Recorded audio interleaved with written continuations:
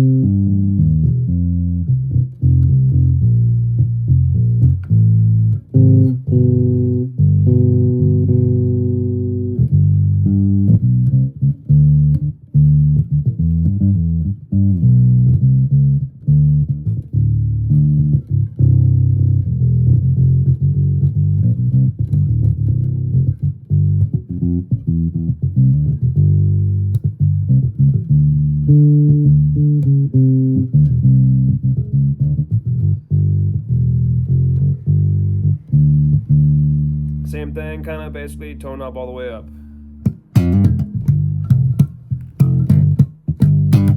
Push the volume a little bit.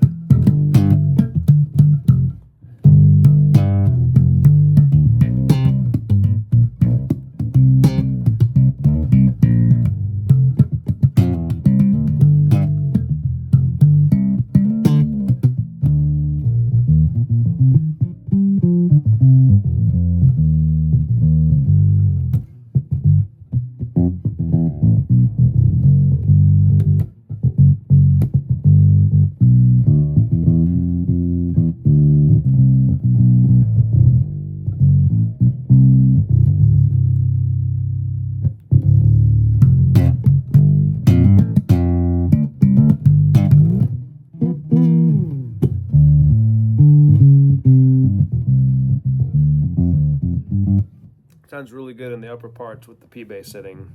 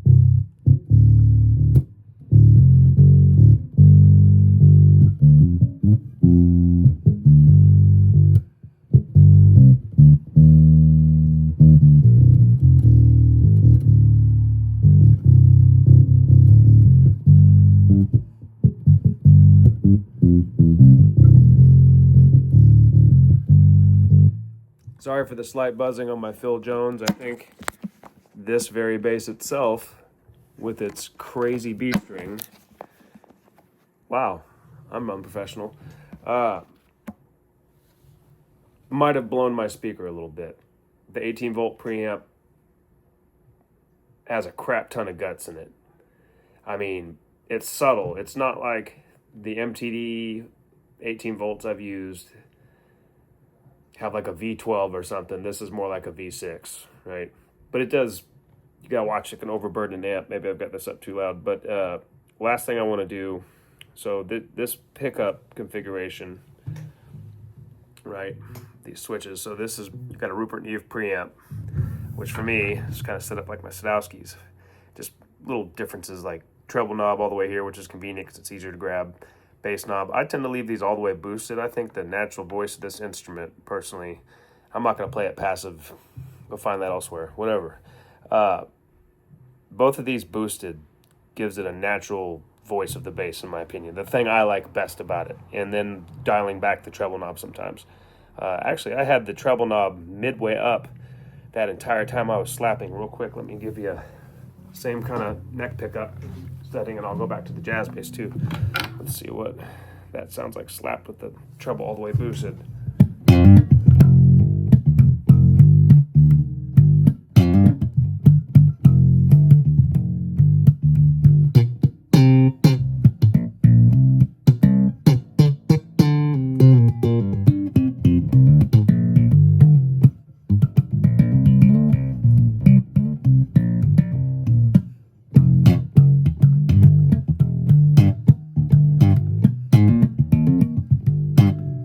Wow, that's what I was missing, that extra little bit of glass. And then let's go back to that jazz bass pickup setting.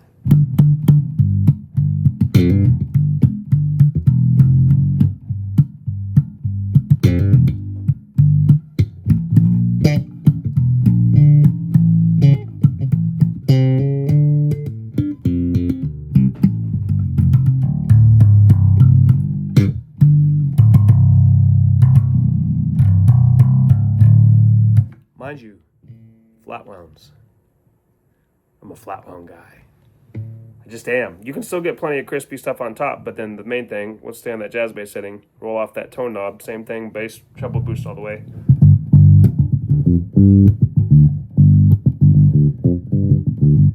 Mind you, I'm playing back by the bridge pickup, like I do on most jazz basses.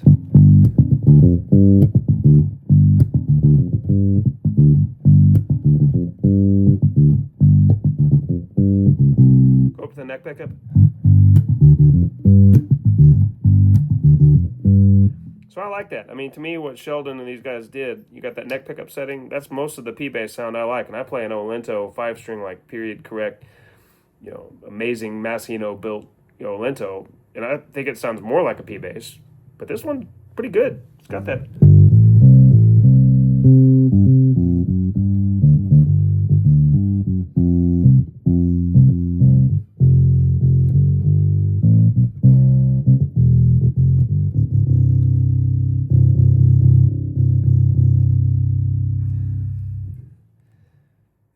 I don't have to say anything, right? I mean, come on, you know, right? You hear it. But so that jazz bass setting's great. Let me go back to it.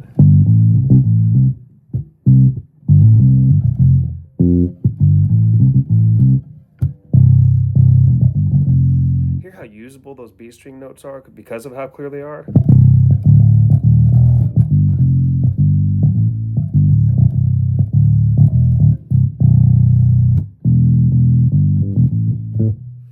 So that same setting with the jazz bass setting gets me into what they call the Music Man setting, which, let me do that real quick with the treble knob boosted, give you some slap with this supposed Music Man setting, which I don't remember the exact configuration. I believe it's like these back two pickups together.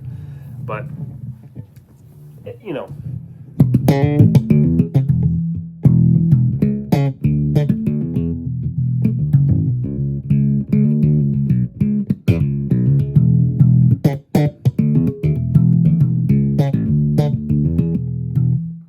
Yeah, that actually does kind of sound like a Stingray. But for me, you roll that tone knob off, and oh man, it's that Jacko on steroids. So much better. Again, let's do before I do this, I'm going to put it back in the jazz bass setting and play back by the bridge pickup.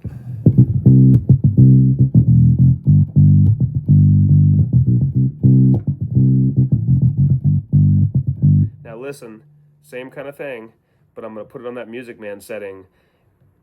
Don't touch the knobs, nothing. I've got the tone knob rolled off, bass and treble all the way up. Music Man setting.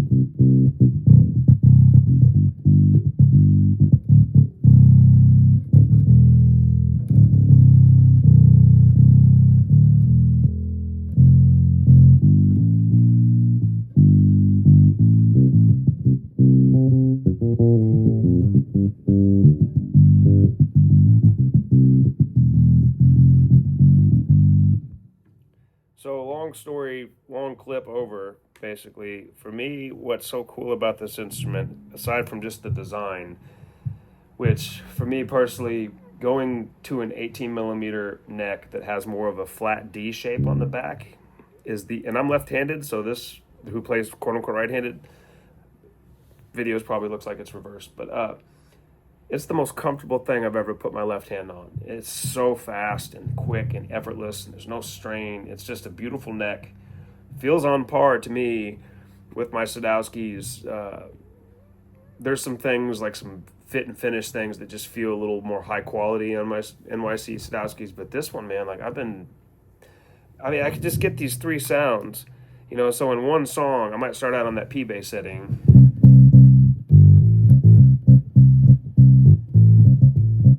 And then sometime later when the groove's cooking, I just go back with two switches of the knob and I've got...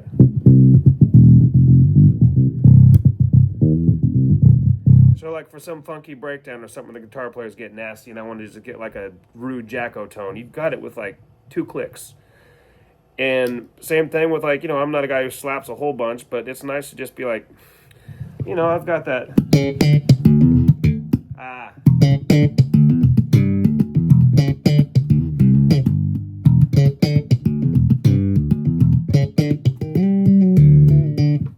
That's all the Marcus I got. But yeah, these are great. I don't have a pick handy.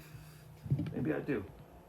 No, I don't. I'll do another video with the pick because, John Taylor, obviously, he doesn't play with the pick all the time, but he's known for doing it occasionally, or just having a bright mid-rangey rock tone anyways. And I mean, this bass is a whole other animal with that. And I understand you guys are like probably, oh man, here he is with his flat wounds again. But I'm telling you, like, for my thing with flat wounds, in my opinion, most modern electric basses have this wide top and bottom spectrum that they're trying to communicate in a mix with all this treble content, upper mid content. And if it's mixed right, it's beautiful. I've heard guys with modern bass sounds with round wounds live that I'm like, that's fucking awesome.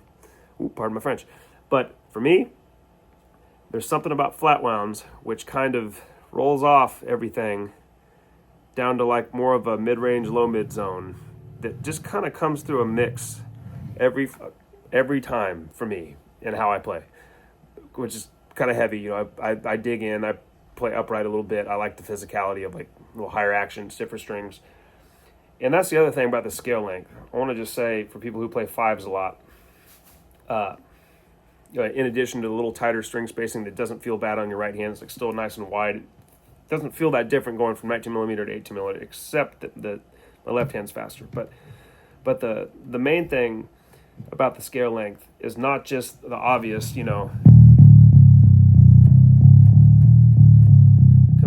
complete pitch clarity, right? But it's really, if most people who play fives know, you can just hang out in the middle of the neck. It's how the tension on the E and the A string are so much different and tighter, and it really changes how you play. It really feels like you're digging in like you would on an upright. Like there's more to do, but it doesn't feel like that as far as fatigue. Now I play standing up way different than I do sitting down. I have my bass pretty low, and it's still like that reach. I'm about 5'11 3/4, as Matt McConaughey would say.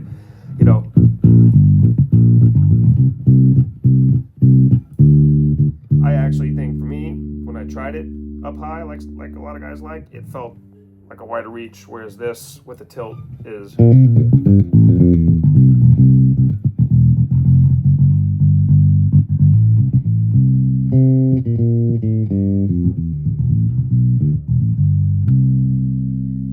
P pickup.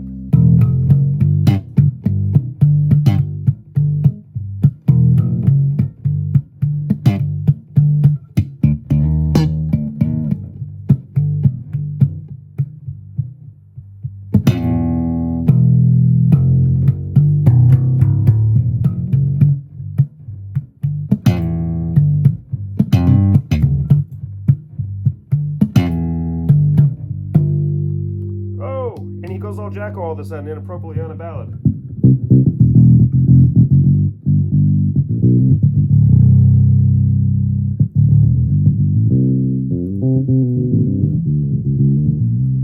And the thing is, too, about these, for guys who are hesitant, is from what I call the money notes. I had a bass player tell me one time, he said, yo, man, there's no money above the 7th fret. And I thought that was funny. But the money notes, if you're looking down at your neck, like I am right now, it doesn't seem that much different than a Fender. It's only when I get above the 12th fret that I gotta kind of have to, I like to kind of kick my bass up a little bit so I can visually see the fretboard.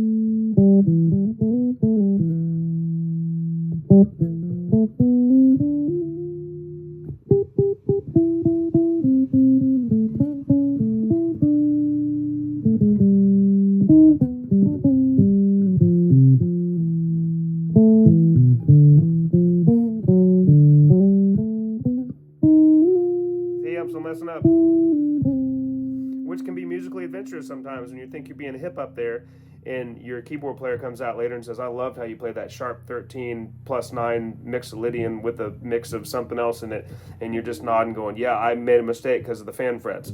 That's taken some getting used to for me. The chords feel different up here. Like I like to sometimes do like root flat 7/9 things. I can almost not do them here. I'm starting to learn to tap. Go all the way bridge just so you can hear that.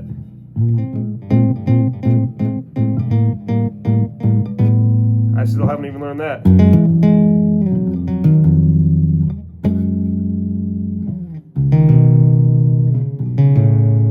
But yeah, this is just such a different instrument, and I'm used to basses basically having one or two, gotta see if I need to go, one or two great sounds in them that I'm fine with. But I always, have times on a gig where like I have a Sadowski set up with flat wounds because I love that sound. I like real muted, kind of funky, By the way, here's some thumb mute for the P bass setting with the tone knob rolled off.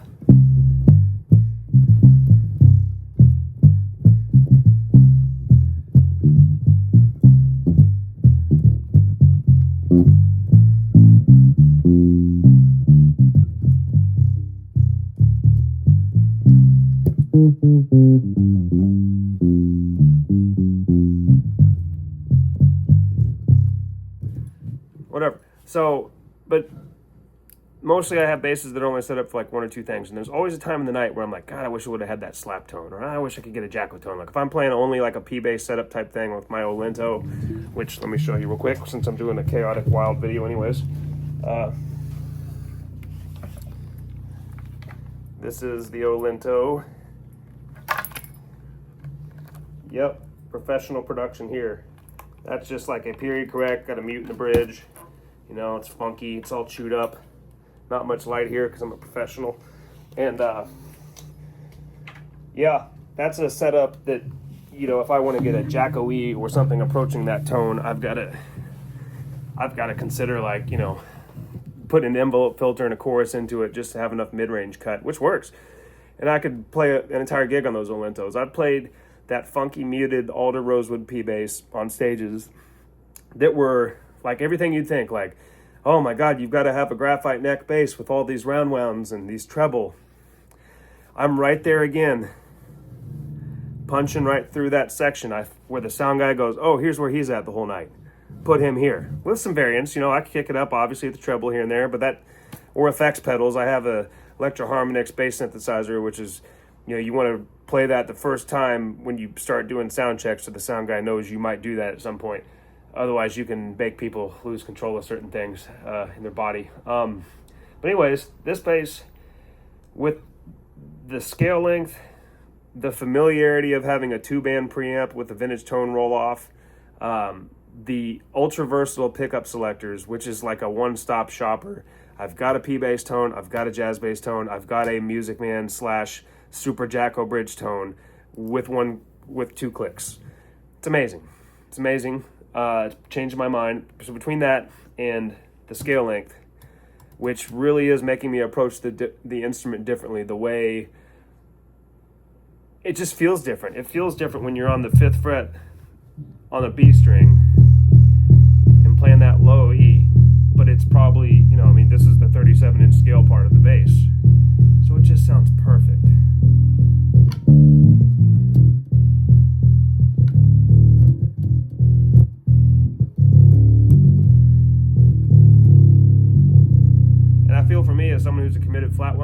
it's like this gave me just the extra little bit of snot of mid-range above and beyond like the Sadowskis and the Olentos I have that just kind of does a little special something. There will be gigs where I play that Olento because it's just so perfect for certain blues and funk and R&B. In the Sadowskis, I could do anything. One of my favorite instruments, you know, the Sadowskis I bought off Roger, I'm honored to play, and I will keep playing them always. But like, man, this sucker's... And I haven't even touched upon the whole hybrid manufacturing conversation. I'm kind of curious about other people's thoughts about that. But for me, the proof is in my hands. Like, however they did this, the fit and finish that got done in Canada, how much of they did where, I don't know. But just a really inspiring instrument. So please buy all my other ones so I can afford to pay for all the fun I've already had. Anyways, this is Wank Spankerton / Elmon signing off.